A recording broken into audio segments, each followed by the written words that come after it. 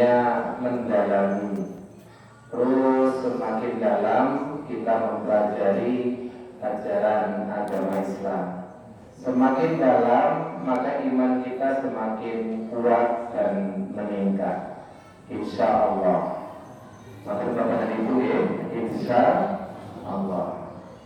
Salawat dan salam semoga Allah selalu curahkan pada Nabi kita Muhammad sallallahu alaihi wasallam yang kita jadikan uswah hasanah dalam setiap tutur kata dan perilaku kita sehari-hari.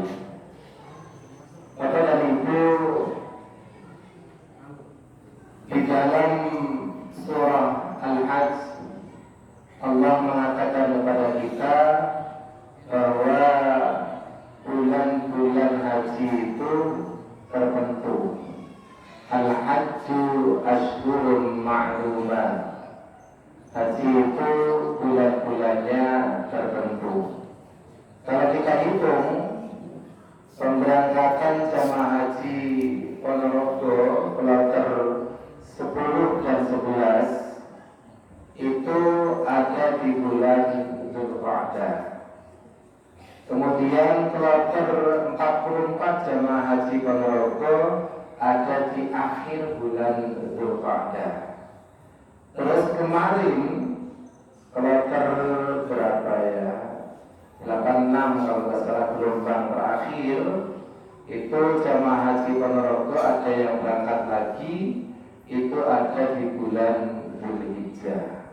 Berarti bulan-bulan haji itu Dzulqa'dah, Dzulhijjah, Muharram. Nanti pulangnya mesti memasuki bulan Muharram. Bapak dan Ibu, Indonesia ini kebetulan paling banyak jamaah hajinya di dunia. Itu ya kata Kementerian Agama bahwa haji yang paling rapi di dunia, jumlahnya paling banyak, terus orangnya itu disiplin, gampang diatur, itu adalah haji Indonesia. Mungkin Bapak Ibu. Cuman kalau masalah antri sosok bertemu ya. Iya, suruh antri itu angel banget disi-disian. Tapi gampang diatur iya. Maka dari itu Rasul itu sering memberikan reward kepada pemerintah Indonesia karena memang jamaah hajinya paling banyak. Nah, mudah-mudahan kita doakan masyarakat Ponorogo yang berangkat ibadah haji, termasuk barangkali seluruh jamaah di Indonesia dan dunia diberi kemudahan oleh Allah Subhanahu wa Ta'ala, diberi kesehatan, diberi kemampuan menjalankan manasikul hajj dan bisa kembali kepada keluarga menjadi haji yang mabrur dan mabrur. Amin ya rabbal alamin.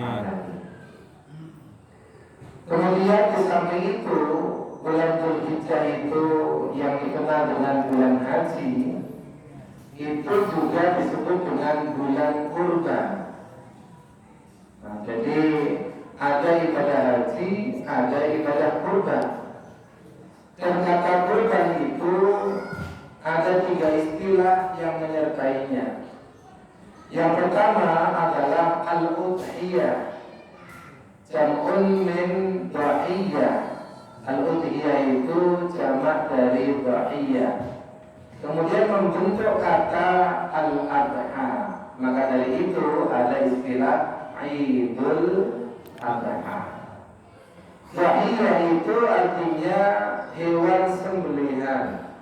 Itu namanya dha'iyah.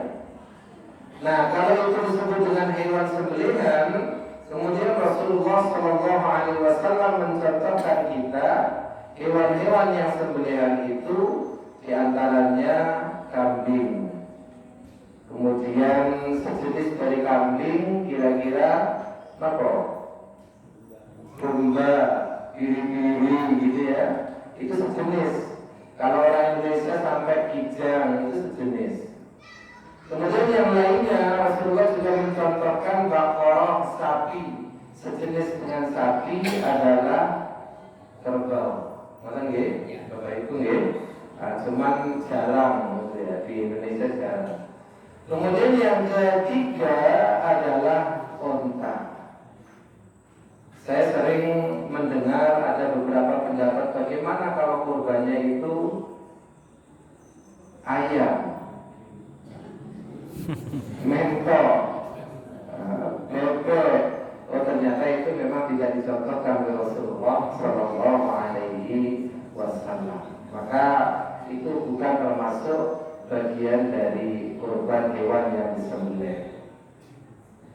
Kemudian yang kedua, istilah yang kedua di samping al-udhiyah, jamak dari dha'iyah adalah yang kedua kurban. Al-kurban itu dari kata qaraba yaqrubu kurbanan, artinya hampir atau mendekat. Itu namanya kurban. Berarti kurban itu diartikan adalah suatu ibadah dalam rangka mendekatkan diri kepada Allah Subhanahu wa Ta'ala. Jadi Bapak dan Ibu yang bisa berkurban tahun ini itu sarana mendekatkan diri kepada Allah Subhanahu wa Ta'ala. Kemudian yang ketiga, istilah itu adalah an-nahr. Dan an-nahr itu mempunyai dua makna. Yang pertama, an-nahr yang pertama seperti dalam surah Al-Kautsar. Inna a'tayna kal-kautsar fasalli li rabbika wanhar. Kalau itu diartikan seperti surah Al-Kautsar, maka itu artinya adalah pengorbanan. Nilai-nilai pengorbanan, bisa korban waktu, bisa korban tenaga, bahkan bisa korban nyawa. Itu namanya wanhar.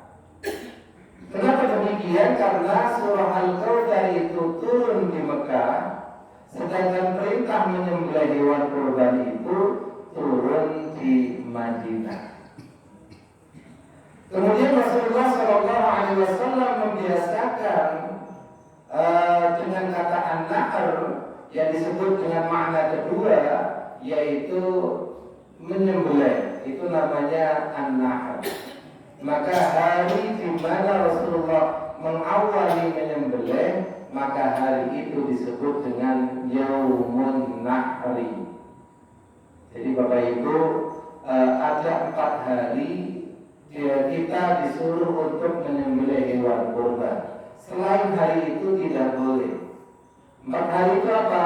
Yaumun Nahri wa ayyamut tasyrik. Hari Nahar tanggal 10 dan hari-hari tasyrik tanggal 11, 12, 13. Kalau Bapak dan Ibu Idul Adha-nya tanggal 10-nya itu adalah Rabu, berarti dengan punya waktu Rabu, Kamis, Jumat, Sabtu. Ahad tidak. Tetapi kalau tanggal 10-nya itu Kamis, berarti kita punya waktu Kamis, Jumat, Sabtu, Ahad.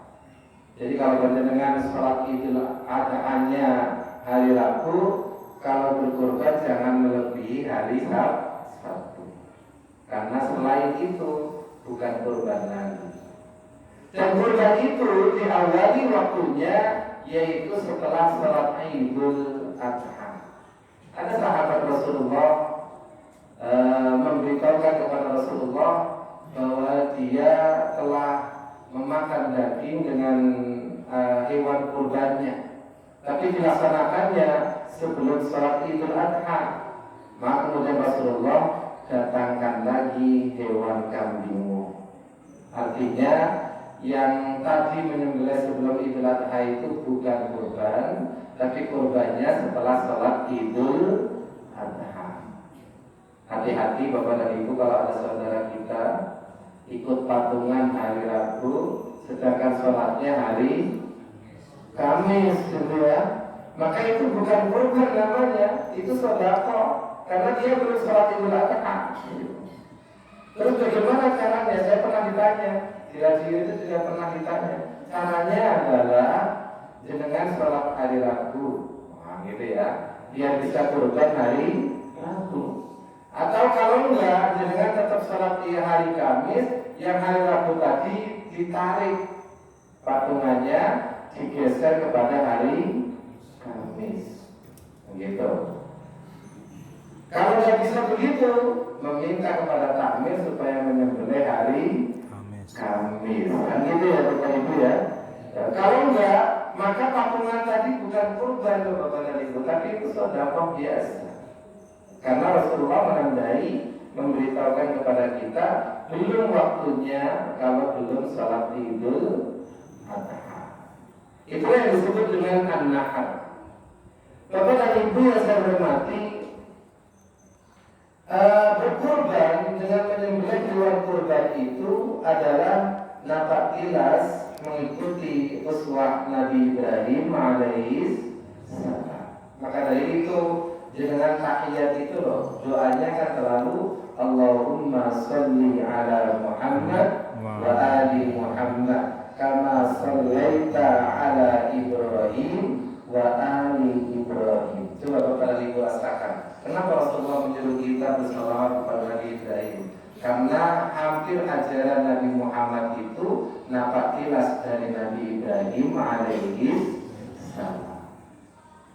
Itu Bapak dan Ibu kalau kita pahami. Sehingga dalam surah Al-Mumtahanah ayat 4 Allah mengatakan kepada kita, waqad kana fi Ibrahim uswatun hasanah, bahwa dalam diri Nabi Ibrahim itu ada uswah hasanah yang perlu kita contoh sebagai umat yang bersama Nabi Muhammad sallallahu alaihi wasallam. Marilah pada kesempatan yang berbahagia ini kita ngaji surah As-Saffat ayat 99 sampai 107 bisa, atau sampai 103. Mudah-mudahan nanti jam 9 selesai ya Bapak Ibu ya. Amin. Ngantuk boten? Boten. Ngantuk boten Bu? Boten ya. Dalam surah As-Saffat ayat 99 itu Allah memberitahukan kepada kita bahwa Nabi Ibrahim itu bersabda, wa qala inni dzahibun ila rabbi sayahdi. Jadi Nabi Ibrahim itu berkata bahwasanya dirinya pergi kepada Tuhan Allah, kemudian Allah memberikan petunjuk kepadanya.